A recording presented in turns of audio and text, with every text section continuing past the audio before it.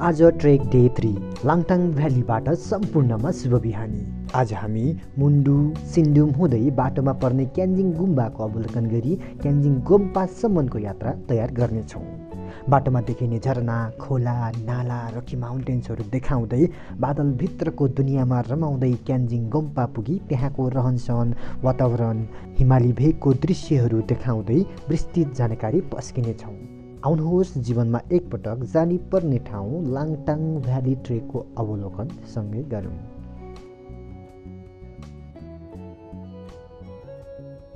एका बिहानै हाम्रो चाहिँ लाङटाङबाट अब हाम्रो ट्रेक अगाडि बढ्छ। अब हाम्रो ट्रेक भनेको चाहिँ क्यान्जिङ गोम्पा हुँदैछ। अब यो बाटो हुँदै उकालो बाटो हुँदै सर अगाडि बढ्छौँ। पानी परेको छ अझै, त्यसो दिन पनि अझै पानीको वर्षामै छौँ हामी होइन। यसरी नै हाम्रो यात्रा अघि बढिरहेको छ। नमस्ते गर तपाईँलाई। नमस्ते, यता हेरेर नमस्ते। यो ठाउँको नाम के हो भन त? लाङटाङ। तिमी यहीँको बासिन्दा हो? तिमी यहीँ जन्मेको हो? त्यो जाडो लाग्दैन? कहाँ जन्मेको? गुम्बामा? के क्यान्जिङ गुम्पा? सुर्खा?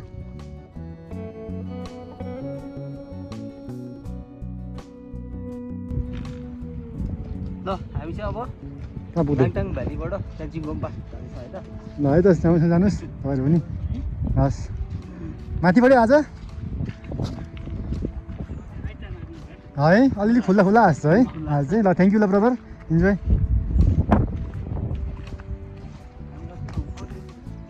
हामीलाई लकी लकी हो कि भन्ने जस्तो यहाँ माथिबाट आउनुभएको मान्छेले भन्नु थाल्नुभयो। यो दृश्य एकदमै अद्भुत छ। आज घाम लाग्ला लाग्छ, माइट बी ग्रेट वेदर चाहिँ हुन्छ अनि हाम्रो ब्युटिफुल दृश्य हामी देखाउन सक्छौँ भन्ने हामीलाई लागिरहेको छ। यो पाहाडबाट चाहिँ टाइम ल्याप्स चाहिँ खिच्नु नपर्ने रहेछ यार। आफै सरेर बादल हिँडिरहेको हेर त। ओहो सही हेरेर त। हिमालको माथि पहाडमा हामी रमाउँदै माथि रकी माउन्टेनहरूको भ्यू हेर्दै। इट्स लाइक लाङटाङ ट्रेक चाहिँ mostly recommended for nature lovers चाहिँ।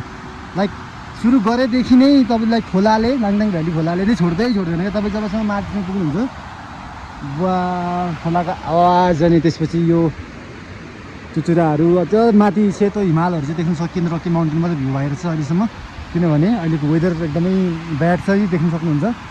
It's awesome place to be here.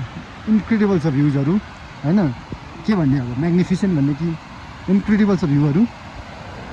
Most लभड trek है मेरो चाहिँ।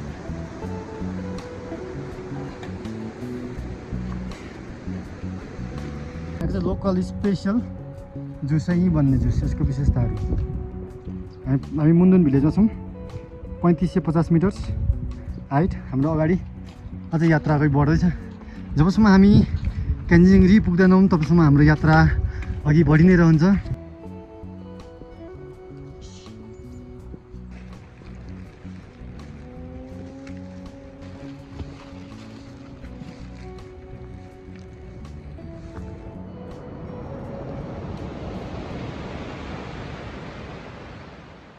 और 300 meter target Kyanjin. We are here at Sindum right now.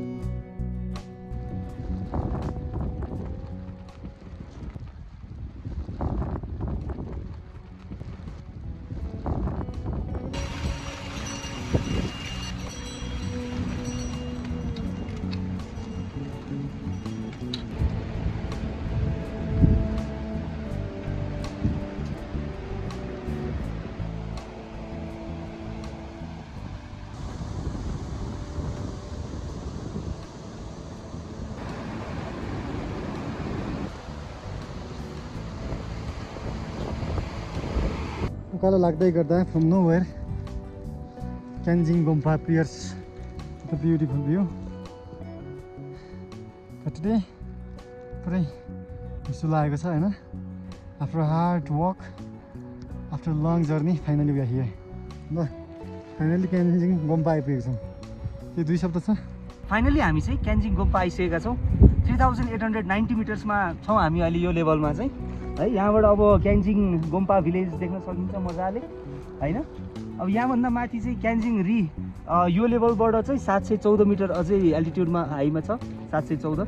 हामी चाहिँ अब यो इन्भाइरोमेन्टले आज दिएन हामीलाई, मौसमले अलिक साथ दिएन, हुस्सु लागिरहेको छ, पानी परिरहेको छ, हावा पनि चलिरहेको छ। आज अब राम्रो दृश्य पनि नदेखिने भएकाले आज चाहिँ हामी अब गएर खाना खाएर रेस्ट गरेर क्यान्जिङ गुम्पामा होटेलमा, अनि क्यान्जिङ रीको लागि भोलिसम्म कुनै खुल्ने वातावरण भयो भने हामी जाने प्रयास गर्नेछौँ। ल्यान्डस्केप चाहिँ दामी देखिरहेको छ है।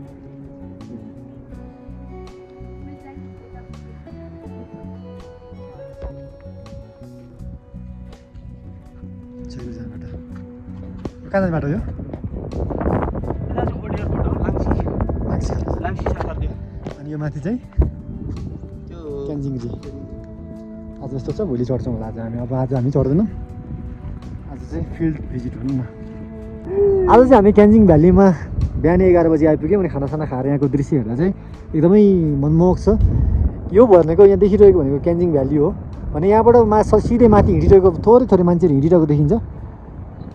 हेर्नु जुम गरेर हो, यहाँ अलिअलि मान्छे देखिन्छ। यिनीहरू भनेको चाहिँ माथि क्यान्जिङ री गएको हो भ्यू हेर्नुलाई। तर भ्यू हेर्ने आज छाडकाट छैन, त्यही भएर हामी भोलि जान्छौँ त्यहाँ चाहिँ। अनि यता हुँदै हुँदै यो डाँडा हुँदै हुँदै हुँदै छेरगोरी जान्छ होइन। त्यहाँ चाहिँ अब असम्भवै भयो हिउँसिउँ परेको कारणले यसपालि जानको लागि। तपाईँहरू मौसम देख्नुहुन्छ एकदमै गाह्रो छ। मुनिको भ्याली हेर्नुहोस्, त्यही हेर्नुको लागि हामी यत्रो दुःख गरेर आएका छौँ। तपाईँहरू पनि कुनै पनि समय मिलाएर आउनु सक्नुहुन्छ। अनि हाम्रो यहाँ चाहिँ टाइम ल्याप्स खिच्ने कार्यक्रम भइरहेछ भने यता फोटोग्राफरले पुरै फोटो दिइरहेछन्। यता द्याट्स असम पार्ट होइन। उसले कस्तो फोटो खिच्छ हामी हाल्छौँ अब है त। यता टाइम ल्याप्स खिच्दै पनि अब टाइम ल्याप्स खिच्दै गर्दा हामी डिस्टर्ब गरेर चाहिँ अब थोरै प्रश्नहरू गर्छौँ। सुशीलजी के छ त यहाँ, के हुँदैछ त यहाँ यस्तो दामी ठाउँमा आएपछि केही 2-4 शब्द जाओस् भन्ने मलाई लागिरहेछ होइन। के हो त कुरा हो नि त। अब यस्तो राम्रो ठाउँमा आएर आफ्नो एक्सपिरियन्स होइन सेयर गर्नु पाउँदाखेरि त छुट्टै मजा नै छुट्टै हुन्छ। अब चिसो छ, हल्का हावा लागिरहेको छ। यता देख्न सकिन्छ यो बादलहरू चाहिँ मडारिएर तलतिरदेखि आइरहेको छ। अलिकति वेदरले चाहिँ हामीलाई खराबी गर्यो, तर पनि अघि हामीले एकछिन अगाडि चाहिँ वेदर अलिकति क्लियर भएको थियो। त्यो बेलामा हामीले मजाले यो देखिएको, यो माथि देखिएको यो हेर्न सक्नुहुन्छ यता त्यो रकी माउन्टेनहरूमा चाहिँ माथि माथि हिउँ जमेको देख्न सकिन्छ। त्यो एकदमै हिमाल, ठुल्ठुलो हिमाल जस्तै देखिन्छ आकारमा देखिसकेको छ।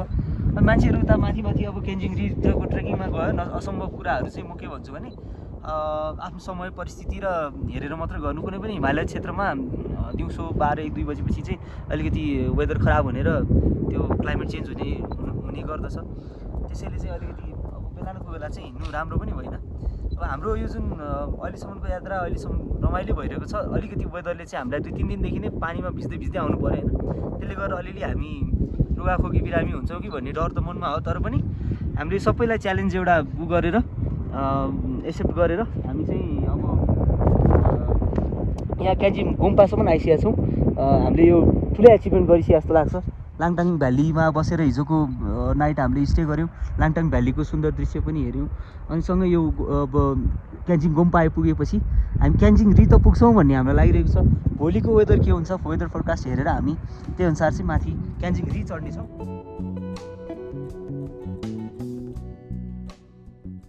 हेलो, हामी फाइनल्ली लामो यात्रा सङ्घर्ष 2 दिन 3 दिनको हिँडाइपछि आज हामी सुन्दर भ्यालीमा बसिरहेछौँ खोजमा।